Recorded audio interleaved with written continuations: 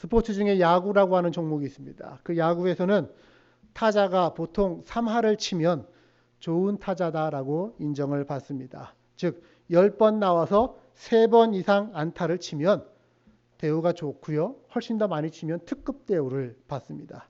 그런데 이게 3할을 친다라는 게 생각만큼 쉽지는 않습니다.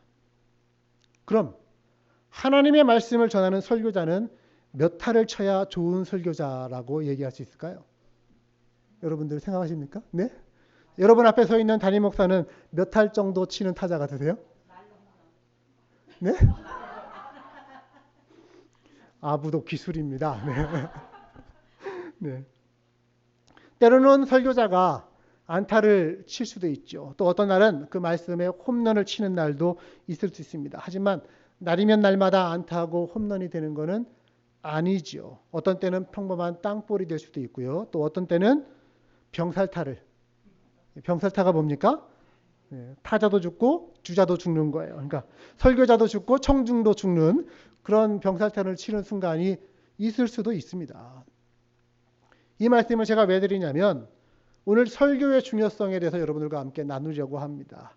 우리가 그리스도인으로서 이 땅을 살아가려면 특히 바르게 힘차게 그리스도인으로서의 삶을 살려면 하나님 부어주시는 은혜와 능력이 절실히 필요합니다. 그런데 그 은혜와 능력을 어디를 통해서 경험하느냐? 가장 우선적으로는 우리는 예배를 통해서 경험하게 되는 겁니다. 그리고 예배의 순서 가운데서 특별히 영적 능력이 회복되기 위해서 설교 말씀이 중요합니다. 왜냐하면 우리는 아직 이 땅을 살아가고 있는 사람들이기 때문이에요. 천국 가서는 설교 들을 필요 없어요. 왜? 이미 이 땅에서의 사명이 끝났고 인생이 끝났기 때문에 설교가 천국에서는 필요가 없습니다. 여러분들 우리 모두 중에서 천국 갔을 때 직업을 잃어버리고 할 일이 없는 사람 중에 한 명이 제가 될 것이라고 저는 생각을 합니다. 아직은 우리가 천국 가지 않았기 때문에 이 땅을 살고 있기 때문에 하나님의 말씀과 뜻이 어디 있는지 우리는 설교를 통해 들어야만 합니다. 하지만 설교를 듣다 보면 때로는 그저 그런 설교가 있을 수 있죠. 어떤 때는 정말 형편없고 지루하고 졸린 설교도 있습니다. 그런 말씀이 선포될 때 여러분들은 어떤 생각이 드십니까?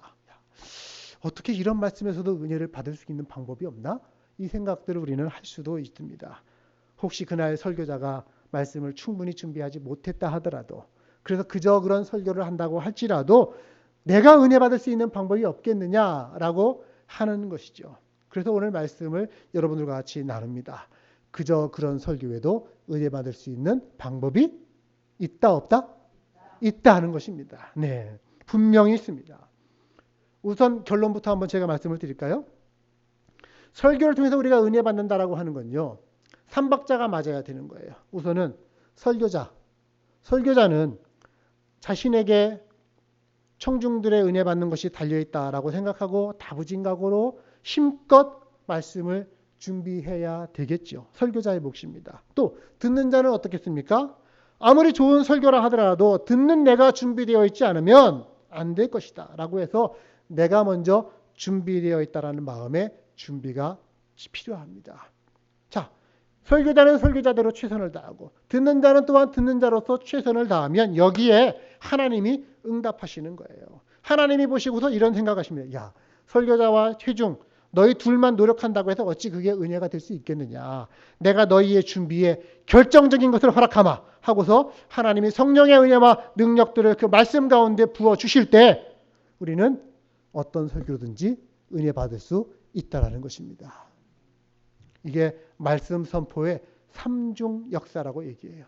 아래에서는 설교자와 회중이 함께 역사하지만 그러나 그 위에 하나님의 역사하심이 있을 때 거기에 필히 하나님 은혜가 있는 줄로 믿습니다. 자, 오늘 이 시간에도 하나님의 성령의 은혜와 역사가 놀랍게 부어지기를 주님의 이름으로 축복합니다. 우리 마태복음 13장에 보면 비유가 하나 나옵니다. 그게 뭐냐면 4가지 땅에 떨어진 씨앗의 비유입니다. 땅의 종류가 4종류가 있다는 거예요. 똑같은 씨가 떨어지는데 어떤 마음밭에 어떤 땅에 떨어지느냐에 따라서 결과가 다르게 나타납니다. 자, 어떤 씨는 길가에 떨어졌습니다. 길가란 악한 영의 그 마음을 이미 빼앗겨버린 상태예요. 마음의 준비가 되어 있지 않은 채 예배당에 옵니다. 그러다 보니까 말씀이 들려지고 선포되어도 악한 마귀가 와서 그 말씀을 그냥 다 빼앗아 가는 거예요.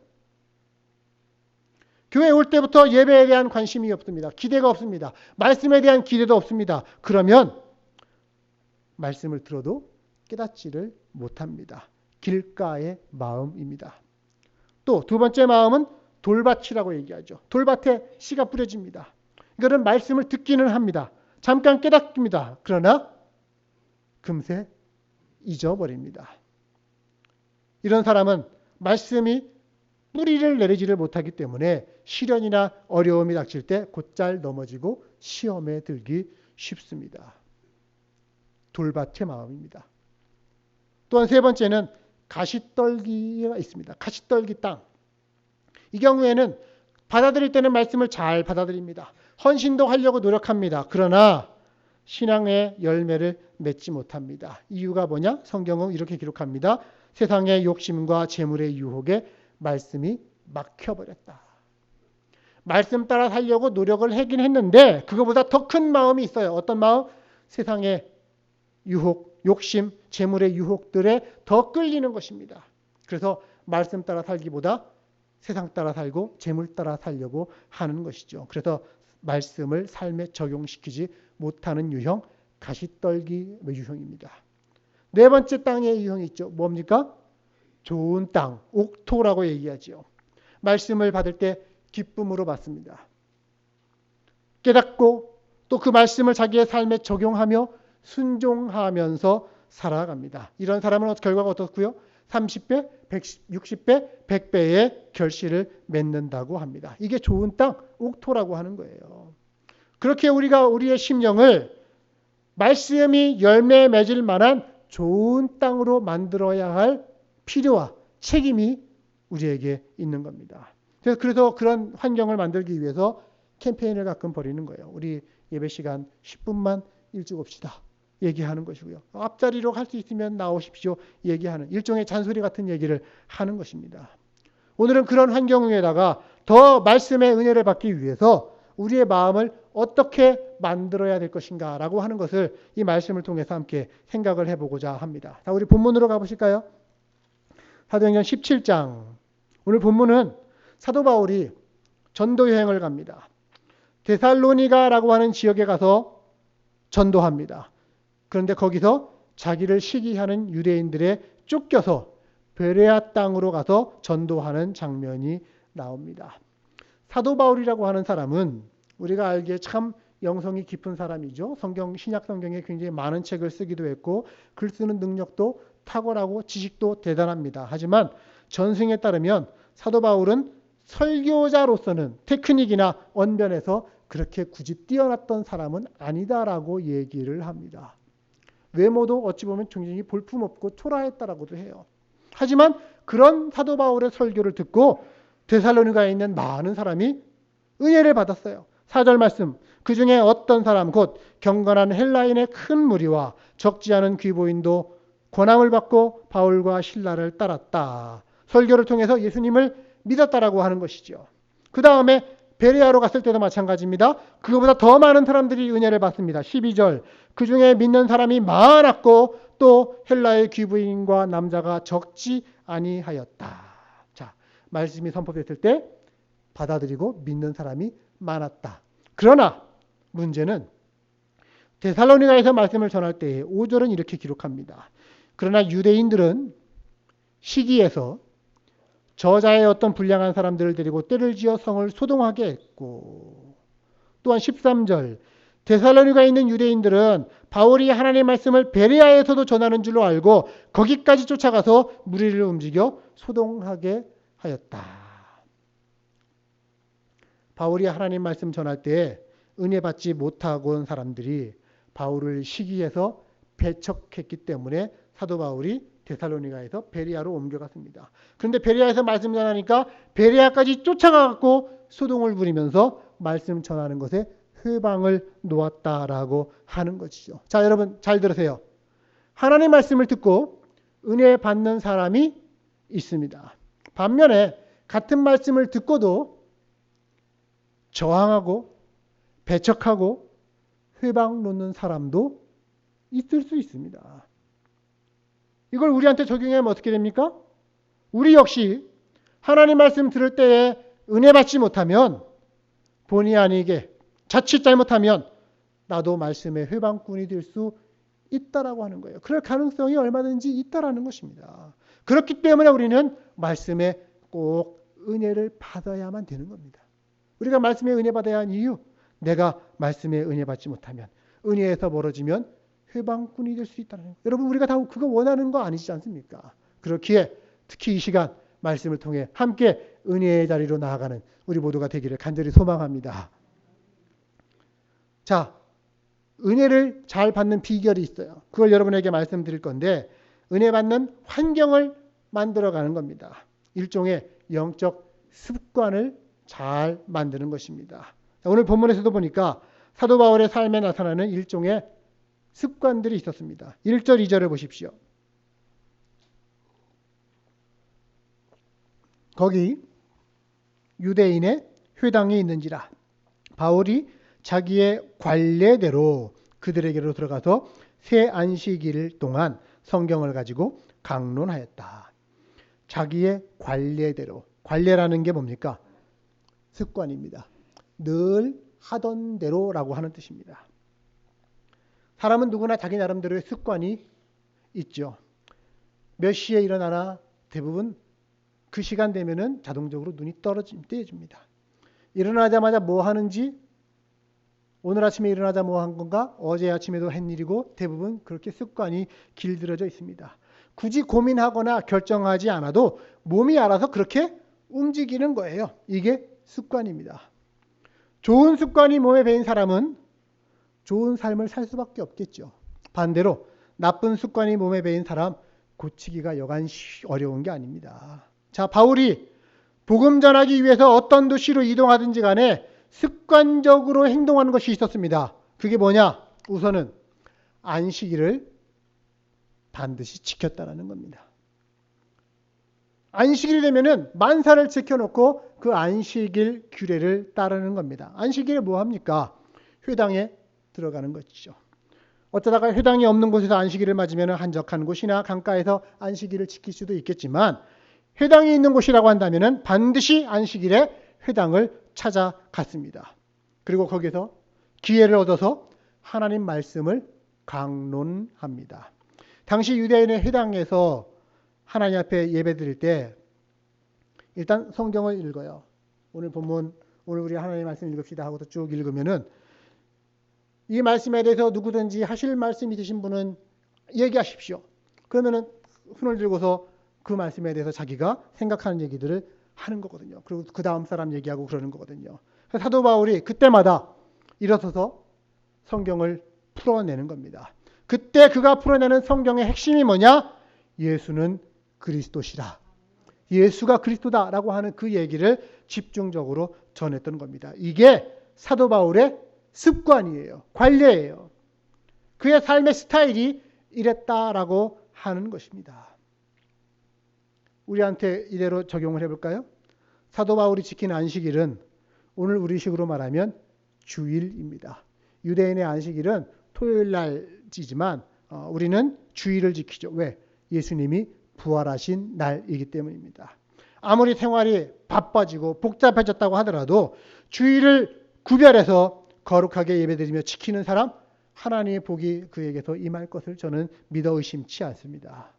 사도 바울의 스타일, 오늘 우리 식으로 말하면 주일에 교회에 가서 하나님 말씀을 받고 나누는 삶을 습관으로 살았다라고 하는 것이죠. 이게 몸에 배어 있었습니다. 여러분, 좋은 영적 습관, 우리 신앙생활에 참 반드시 필요한 것입니다. 부디 여러분 영적인 좋은 습관들 가지시기를 바랍니다. 반드시 주일에는 교회에서 지키고 말씀을 붙드는 신앙의 습관들, 너무나 중요한 것이죠. 그래서 이런 유명한 말이 있습니다. 유대인들에게. 유대인이 안식일을 지키잖아요. 그래서 유대인이 안식일을 지켰다라고 생각을 했는데 사실은 뒤집어서 안식일이 유대인을 지켰다. 무슨 말이냐면 그들이 그렇게 목숨 걸고 지키려고 했던 그 안식일이 도리어 유대인의 유대인됨을 붙들어 주었고 그들의 삶을 붙잡아 주었다라고 하는 것입니다.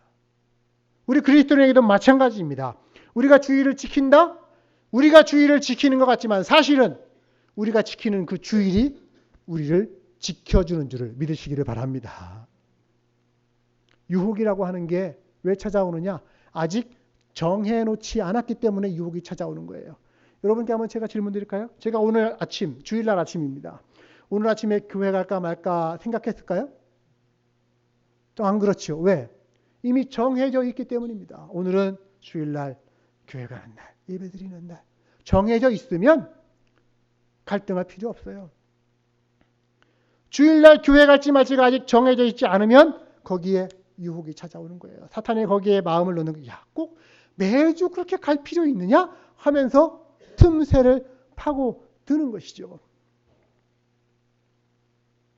소득의 10의 1, 우리는 11조라고 얘기합니다. 그 소득의 10의 1을 하나님 것으로 구별하여 드리는 것, 이것이 내게 정해져 있지 않으면, 관례가 아니고 습관이 아니면 소득이 발생할 때마다 우리는 유혹을 받습니다.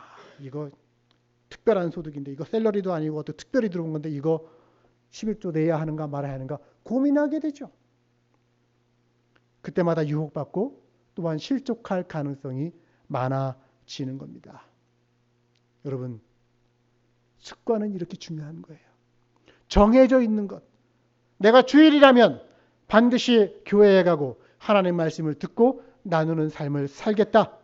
사도 바울의 신앙 습관이 바로 이랬고 오늘 우리에게 가르쳐주는 올바른 신앙생활의 습관인 줄로 받아들이시기를 바랍니다. 근데 오늘 보세요. 데살로니가에서 자기를 반대하는 사람들의 박해를 피해서 사도 바울이 어디로 갔냐면 베레아라고 하는 동네로 갔습니다. 근데 거기서도 역시 바울은 자기의 규칙대로 회당에 들어가서 복음을 전하는데 오늘 본문에 아주 흥미로운 표현이 하나 나옵니다. 11절 말씀 같이 한번 읽어볼까요? 시작. 베레아에 있는 사람들은 데살로니가에 있는 사람들보다 더 너그러워서 간절한 마음으로 말씀을 받고 이것이 그러한가 하여 날마다 성경을 상고하였다. 자, 세 가지 정도의 표현이 베레아에 대해서 나오네요. 더 너그러웠다. 간절한 마음으로 말씀을 받았고 성경을 상고하였다라는 겁니다. 너그럽다라는 게 뭐냐 하면 옛날 성경에는 뭐라고 되어 있죠? 신사적이어서 라고 되어 있어요. 베레아 사람들은 더 신사적이어서. 몇 가지 의미가 포함된 단어예요. 영어로는 noble이라고 되어 있죠. 같은 단어를 성경 다른 곳에서는 어떤 귀족이 혹은 문벌 좋은 자 이런 표현을 쓰기도 합니다. 즉 태생적으로 고상하다라는 표현이기도 하지만 좀 더 쉽게 표현하면 성품이 좋은 거예요. 인간성의 바탕이 좋은 거를 얘기하는 겁니다. 그래서 열린 마음, 오픈 마인드가 되었다는 거예요. 그래서 상대방을 있는 모습 그대로 받아들이고 편견 없이 수용하는 것입니다. 상대방의 말을 말 그대로 받아들이는 것을 얘기하는 겁니다. 꼬지 않는 거예요. 목사가 설교를 하는데 어떤 분이 목사님은 오늘 말씀을 어떤 의도를 갖고 하시는 걸까? 누구 들으라고 하는 얘기일까 오늘? 이 생각한다면 남 챙기느라고 바쁜 거 아니겠어요? 그거는? 그 말씀 듣다가 자기 마음에 와닿는데 자기가 그걸 받는 게 아니라 옆 사람을 콕콕 찔러요. 당신 들으라고 하는 얘기야. 당신 들으라고. 그러면 그 찔림 받으신 분이 가만히 있습니까? 당신 똑같이 찌르는 거죠. 당신이나 잘하세요. 지금 당신 보고 하는 얘기잖아요. 이렇게 얘기하게 되는 겁니다. 열린 마음은 있는 그대로 선포되는 말씀을 다른 사람이 아니라 바로 나에게 하는 말씀으로 받아들이는 것입니다. 저는 예수 믿는데 물론 모든 사람이 다 예수 믿을 수 있는 가능성이 있고 그래야만 되겠지만 체질적으로 성품적으로 예수 믿기에 좋은 성품이 있다고 생각합니다. 그게 어떤 성품이냐? 너그러운 성품이에요. 너그러운 성품. 우리는 좀 더 너그러워질 필요가 있어요. 내가 아직 덜 너그럽다라고 스스로 생각하시는 분들은 더 너그러워지도록 노력을 하셔야 합니다. 왜냐? 하나님은 끊임없이 우리를 너그러워지도록 훈련시키시고 연단시키시거든요. 근데 내가 거기에 저항하면 어떻게 될까요? 저항할수록 힘들어요. 괴로워요. 아플 수밖에 없는 것입니다. 그래서 더 너그러워지도록 열린 마음 갖도록 여러분들 스스로를 좀 노력하시기를 바랍니다. 신사적인 겁니다. 성품이 너그러운 것. 또 베레아 사람들은 간절한 마음으로 말씀을 받았다라고 얘기합니다. 여러분 지금 간절한 마음으로 말씀을 받고 계십니까? 집중적으로 듣는 거예요. 열심히 주의를 집중해 가서 듣는 겁니다. 교육학에서는 이런 얘기를 하더라고요. 집중한 만큼 기억한다고요. 공부라는 것도 집중을 해야 잘 되는 거지 책만 앞에 딱 펼쳐놓고서 마음으로는 딴 생각해봐야 이게 내용이 들어올 리가 없는 것이죠. 그러니까 말씀을 들으면서도 지금 혹시라도 마음이 콩밭에 가 계신 분들 그러면 어떻게 돼 있어요? 은혜가 될 리 없는 겁니다. 콩밭에 가 계신 분들 빨리 돌아오시기를 바랍니다. 네. 하나님 말씀도 집중해서 듣는 분들이 잘 듣고 은혜가 되어질 수밖에 없겠죠. 배고픈 갓난아이가 어미의 젖을 빨듯이 갈증난 사람이 물 한 모금 마시면서 시원한 그 사모하는 마음, 그 갈급한 마음을 가지고 말씀을 듣는 겁니다. 그래서 속담 중에 시장이 반찬이라는 말도 있어요. 배고프면 어떤 음식도 맛있게 되어 있어요. 내가 내 영혼을 갈급한 마음으로 만드는 거예요. 내 영혼이 간절함으로 말씀과 은혜를 사모하면 우리는 어떤 말씀이든지 맛있게 먹고 은혜 받을 수 있게 되는 겁니다. 흔히 설교를 들을 때 4가지 유형의 분들이 계시다라고 이렇게 얘기하더라고요. 첫 번째 분은 설교를 들으면서 한마디도 남김없이 다 흘려보내시는 분들. 이쪽 귀로 들었는데 이쪽을 열어놓고 있는 거예요. 기본적으로. 그래서 그냥 활짝 열어놔서 다 그냥 쓸려 지나가는 겁니다. 듣기는 들었는데 제대로 들은 게 아무것도 없어요. 모래시계 유형이라고 한답니다. 두 번째 유형은 말씀을 받긴 받았는데 금방 옛날로 돌아갑니다. 메모리 폼 같은 거예요. 메모리 폼이 요즘에 참 좋은 거잖아요. 딱 눌러도 다시금 옛날 걸 그대로 기억하는 건데 이게 신앙생활에서는 참 곤란해요. 은혜 받고 새로운 마음을 결단했는데 다시 옛날 습성으로 그대로 돌아가 버리는 겁니다. 또 세 번째는 말씀만 듣는데 좋은 말씀은 다 잊어버리는 거예요. 어쩌다가 나쁜 얘기한 거, 어쩌다가 실수한 거 이거를 기억하는 겁니다. 어쩌다가 예화 들었는데 웃긴 얘기 했다. 그러면 오늘 목사님 그 얘기 웃겼어. 이것만 기억하는 거. 마지막으로 말씀을 듣는 좋은 유형이 있습니다. 그거는 좋은 말씀을 기억하는 겁니다. 오늘 말씀 중에서 여러분들 기억해야 될 게 바로 이거예요. 좋은 말씀을 기억하는 것. 설교에는요. 핵심이 있어요. 핵심. 캐리그마라고 얘기합니다. 복음에는 핵심이 있습니다. 오늘 3절 말씀을 보십시오. 뜻을 풀어서 그리스도가 해를 받고 죽은 자 가운데서 다시 살아나야 될 것을 증언하여 이르되 내가 너희에게 전하노니 예수가 곧 그리스도니라. 내가 너희에게 전하노니 예수가 곧 그리스도시다. 우리를 위하여 해를 받으셨고 죽은 자 가운데서 다시 살아나신 분이시다. 사도 바울이 지금 이 얘기를 하였다라는 겁니다. 구약에 예언된 메시아, 나사렛 사람으로 오신 예수가 바로 그 예언된 메시아인데 우리를 위해 십자가에서 고난받으셨고 죽으셨을 뿐만 아니라 다시 살아나셨다. 그 예수가 우리의 구세주심을 믿어야 할지니라. 이게 사도 바울의 복음의 핵심입니다. 예수님이 누구신지, 왜 우리가 그분을 믿어야 되는지에 대해서 말하는 그 부분이 항상 설교에는 있어야 되고 있고 우리는 그것을 기억해야 되는 줄로 믿습니다. 지금 이 말씀 핵심이에요. 저는 우리 교회 강단에서 설교할 때마다 참 마음이 기쁘고 감사합니다. 왜? 거의 모든 분들이 말씀 전할 때 집중해 주시고 잘 들어주십니다. 잘하게끔 되어 있기 때문이죠. 집중하면 은혜가 되는 거예요. 제가 한 가지 더 집중에 대해서 얘기할 수 있는 거는요. 우리가 성경을 말씀을 들을 때뿐만 아니라 성경을 읽기도 하는데 성경 읽을 때도 좀 집중해서 읽는 것이 필요합니다. 어떤 분은 그런 말씀들 하시죠. 나는 성경을 잠이 안 올 때 주로 봐. 네? 잠이 안 올 때. 그러면 잠이 잘 와. 뭐 이렇게 얘기하시죠. 여러분 농담도 그런 농담을 하면은 상대방에게 오해를 불러일으킬 가능성이 있습니다. 성경은 우리가 수면제 대용으로 생각하는 것이 아니에요. 배 깔고 누워서 보는 슬쩍슬쩍 넘기는 만화책 같은 책이 아니라는 겁니다.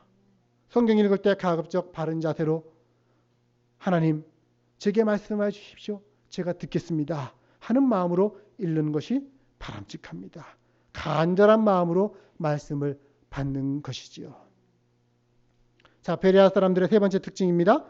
말씀이 상고한다라고 합니다. 상고한다. 여기서 상고는 시험한다라는 뜻이 있습니다.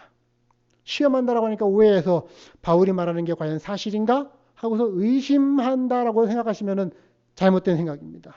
의심하고 비판했다는 얘기가 아니라 지금 이 선포되는 말씀이 나와 내 신앙의 삶에 어떻게 연관되는지를 연구하고 붙잡았다라고 하는 뜻입니다.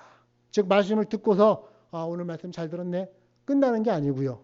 그걸 내 삶에 적용해서 나는 어떻게 그 말씀을 따라 살 것인가를 스스로 물었고 그렇게 순종하며 살아가는 것을 말씀을 상고한다라고 표현합니다. 요한복음 5장 39절의 말씀처럼 너희가 성경에서 영생을 얻는 줄을 생각하고 성경을 연구하는데 여기서 말하는 연구가 바로 그거예요. 이 성경이 곧 예수 그리스도에 대해서 증언하는 것이라. 그 성경 예수 그리스도에 대해서 증언하는 이 성경을 여기에서 영생을 얻는 줄로 알고 여기를 연구하고 이 말씀을 어떻게 내 삶에 적용할까? 곱씹으며 순종하는 자세.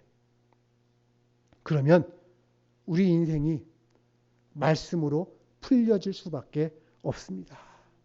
저는 여러분들의 인생이 말씀으로 풀려지는 인생이 되기를 축복합니다. 말씀이 이루어지는 인생. 땅에서 풀면 하늘에서도 풀리는 것처럼 내가 땅에서 말씀으로 내 인생을 풀어나갈 때 하나님께서 하늘에서 내 인생을 풀어주신다는 것. 믿고 의지하면서 말씀을 붙잡고 나아가는 것이죠. 자, 오늘 우리 주일에 설교 말씀을 들을 때 간절한 마음과 태도로 들어야 합니다. 구체적으로 여러분에게 이렇게 권면합니다. 어떻게 우리가 간절한 마음으로 듣느냐? 가급적 예배 전에 조금 더 일찍 오셔서 그날의 말씀을 펴서 미리 읽어보시기를 바랍니다. 또 말씀이 선포되기 전에 성경을 봉독할 때 앞에 있는 스크린은요.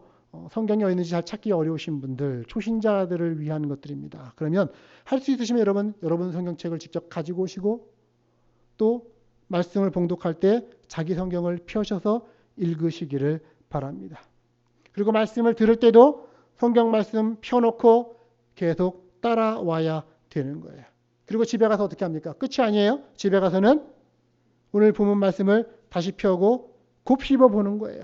주보에 요약본을 적어드리고 질문을 던지잖아요. 그러면 그거를 한번 되새기면서 오늘 말씀이 이랬구나. 어떤 분들은 말씀드리면서 필기하시는 분들도 계셔요. 나중에는 유튜브에 올라간 설교 영상이 있습니다. 저희는 아직 카메라가 설치가 안 돼 있어서 음성만 나오는데 그거를 다시 들어보면서 그 말씀을 되새겨 보는 것. 그렇게까지 하면 여러분 이렇게까지 하면 말씀이 은혜 안 되고는 못 배깁니다. 아멘. 이렇게까지 하는데 자꾸 듣고 곱씹고 계속 생각하면 말씀 속에서 왜 말씀은 하나님의 살아계신 말씀이니까 그 말씀 속에서 하나님 은혜와 능력이 내게 전달돼 오는 거예요. 한 번은 제가 존경하는 어떤 목사님께 이렇게 물었습니다. 목사님은 설교 준비를 어떻게 하십니까? 그날 본문이 정해지면 본문을 100번만 읽으면 내가 먼저 은혜가 되게 돼 있어.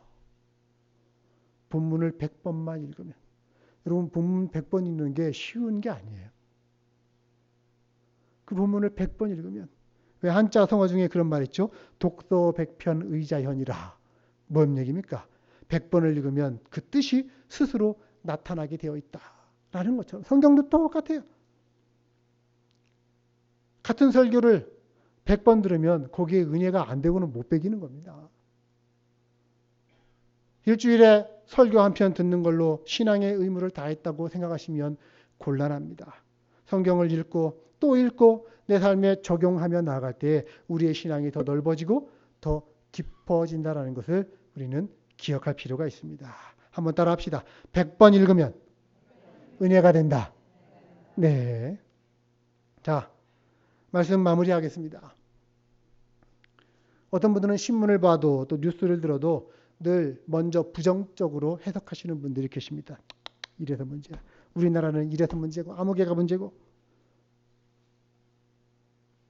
하지만 이렇게 먼저 생각하는 태도가 무슨 문제예요? 들려지는 소식에서 좋은 걸 먼저 들을 수 있어야 돼요. 사건이나 사람에 대해서 좋은 해석을 할 수 있어야만 되는 거예요. 저의 경우에도 가끔 원치 않는 상황들이 왜 없겠습니까? 마음에 언짢은 일들이 왜 없겠습니까? 그럴 때 스스로에게 묻는 질문들이 있습니다. 그게 뭐냐? 이 일의 좋은 점은 무엇일까라는 거예요. 힘든 상황이 발생하고 곤란하고 답답하고 할 때 하나님, 이 일의 좋은 점이 무엇일지 제게 아주 발견하게 해주세요. 왜? 하나님은 선하신 분인데, 하나님은 전능하신 분인데, 그분이 내게 이러한 상황을 만들어 주셨다면 여기에 하나님의 선하신 의도가 분명히 있을 것이라고 믿는 거예요. 그리고 그걸 찾기를 원하는 것입니다. 그걸 붙잡아야 내 인생, 내 삶을 통해 하나님이 주시는 은혜를 놓치지 않을 수가 있는 것이죠. 설교도 그렇습니다.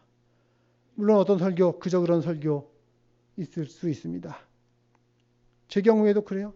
주일날 저녁에 정리하면서 그날 말씀을 뒤집어 보면은 또 인터넷에 올라간 설교를 듣다 보면은 얼굴이 화끈거리면서 오늘은 병살타구나, 병살타. 뭐 이런 생각이 드는 경우들도 있을 수 있습니다. 그런데 또 어떤 분들은 저는 병살타라고 생각했는데 그런 말씀에도 은혜 받는 분들이 또 나오기도 하거든요. 어째서입니까? 어떤 설교든지 긍정적 반응이 있고 부정적 반응이 있는 겁니다. 설교자, 회중이 함께 연합해서 마음을 합하면 거기에 하나님께서 성령의 역사를 통해 반드시 우리에게 은혜를 주신다라는 것 여러분 기억하시기를 바랍니다. 자, 우리가 말씀에서 은혜 받지 못하면 신앙이 뒤처질 수 있어요. 떨어질 수 있어요. 그런데 그 정도가 아니라 도리어 회방하는 사람이 될 가능성이 있음을 우리는 말씀을 통해서 알게 됩니다. 어떤 생활과 어떤 신앙 습관을 가지고 있느냐에 따라 우리의 삶이, 우리의 신앙이 결정되어집니다. 좋은 신앙 습관 가지고 있는 사람은 신앙이 좋아지게 되어 있는 것이죠. 그래서 오늘 말씀에 우리가 기억해야 될 것, 주일 중심, 예배 중심, 말씀 중심, 이 신앙 생활의 습관들을 가지시기를 여러분에게 부탁드립니다. 특별히 말씀을 들을 때 우리의 마음밭을 부드럽고 너그럽게 해서 어떤 말씀이든지 내게 떨어졌을 때 내가 이것을 꼭 은혜로 만들고야 말리라. 이렇게 간절한 마음으로 말씀을 받고 그 말씀을 상고함으로써 되짚으면 말씀을 통해 은혜가 되어지고 또한 능력이 임해서 승리하는 우리의 신앙생활이 될 수 있을 줄로 믿습니다. 부디 이 자리에 모신 우리 모두가 하나님 말씀의 은혜를 늘 경험하며 그 말씀으로 살아 승리하는 우리 모두 되기를 주님의 이름으로 축복합니다. 기도하도록 하겠습니다.